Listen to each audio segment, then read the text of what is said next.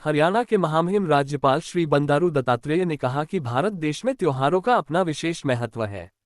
दशहरा पर्व बुराई पर अच्छाई की विजय का प्रतीक है। त्योहार हमें नैतिकता, भलाई और सदाचार के रास्ते पर चलने की प्रेरणा देते हैं।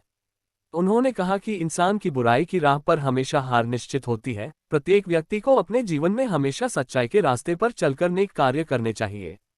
महामहिम राज्यपाल श्री बंडारू दत्तात्रेय रविवार को देर सांय पुराना ITI मैदान रोहतक में दशहरा पर्व पर आयोजित रामलीला में नागरिकों को बतौर मुख्य संबोधित कर रहे थे।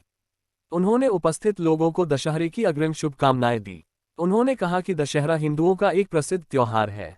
प्रत्येक वर्ष अश्विन मास के शुक्ल पक्ष की दशमी को लोग इस पर्व को बड़े धूमधाम एवं हर्षोल्लास के साथ मनाते हैं। उन्होंने कहा कि यह एक धार्मिक और पारंपरिक उत्सव भी है।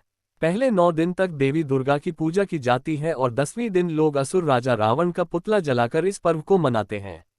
उन्होंने कहा कि दशहरे के दिन लोग अपने अंदर की बुराइयों को खत्म करके नए जीवन की शुरुआत करते हैं, इसलिए यह बुराई पर अच्छाई की जीत की खुशी में मनाया जाने वाला पर्व भी है। उन्होंने कहा कि रामकथा सुनने से जीवन को पवित्रता मिलती है, मन को शांति मिलती है। भारत आध्यात्मिक और धार्मिक देश है। भगवान श्री राम एक महापुरुष हैं। हमें केवल उनकी पूजा ही नहीं करनी चाहिए बल्कि उन जैसा बनना भी चाहिए। वे आदर्श पुत्र थे। उन्होंने अपने पिता की बात मानी और वनवास चले गए। वे एक आदर्श भाई और आदर्श राजा भी थे।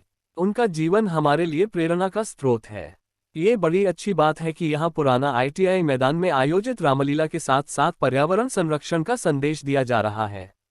हम सभी की जल, जमीन और जंगल बचाने के लिए आगे आना होगा। बंडारू दत्तात्रेय ने कहा कि हमारे देश में त्योहारों का विशेष महत्व है। त्योहारों को मिलजुल मनाने से प्यार एवं प्रेम की भावना प्रबल होती है। हमें अपने आपसी मतभेद भुलाकर त्योहारों को धूमधाम के साथ मनाना चाहिए। हरियाणा के राज्यपाल बंडारू दत्तात्रेय ने रामलीला का आयोजन करने के लिए उद्योगपति व समाजसेवी राजेश जैन व रामलीला कमेटी के सभी सदस्यों को बधाई दी। इस कमेटी के जो अध्यक्ष हैं राजेश जैन जी, वैसे ही आज हमारे यूनिवर्सिटी के वाइस चांसलर श्री राजवीर सिंह जी, उनकी श्रीमती सरबजीत कौर जी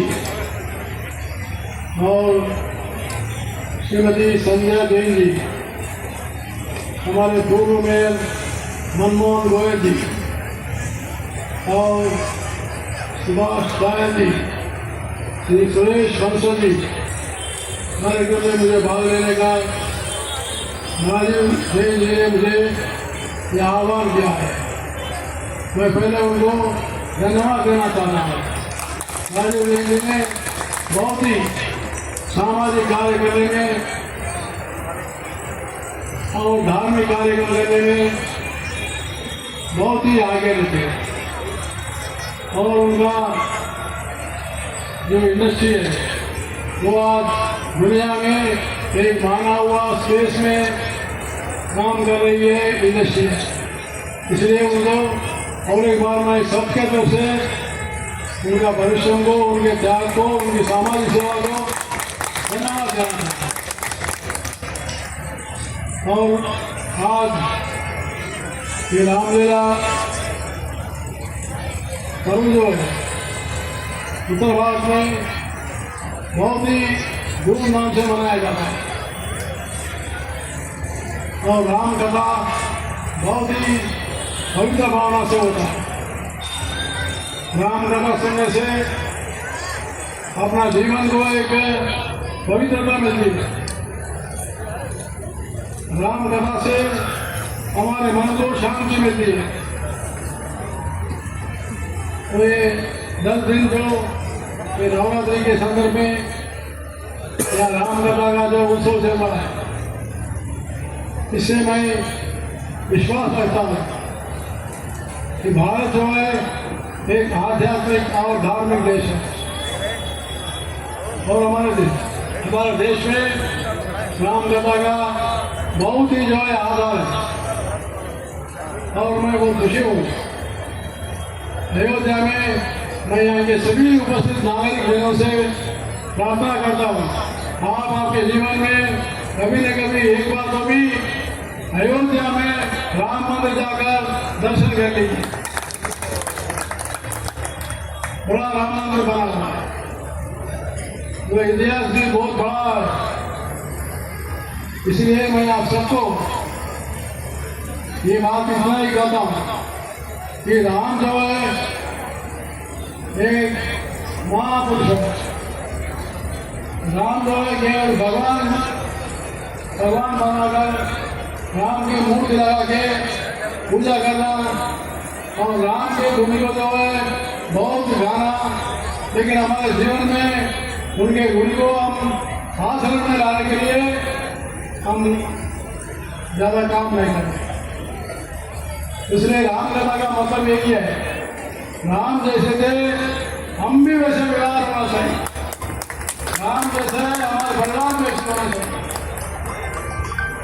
राम जी एक आदर्श पुत्र के नाते से थे।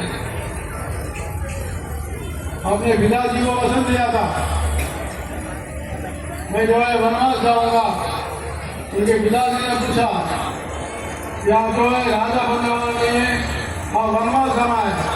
तुरंत जो है एक बात भी नहीं सोचे हुए उनके पिताजी का बात को स्वीकार करके राज्य को छोड़कर बन गए। ऐसे आदर्श महापुरुष राम जी।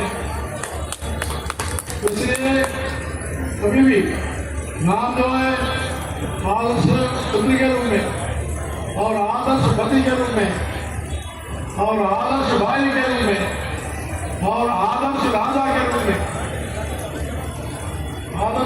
रूप में और भक्तों को भी कभी भी जो है पूरा प्रेरणा देने वाले राम जी का जीवन है।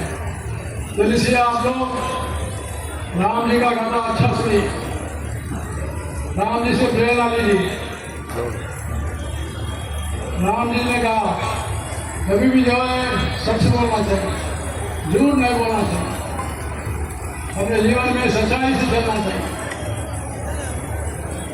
बुराई को दूर रखना चाहिए।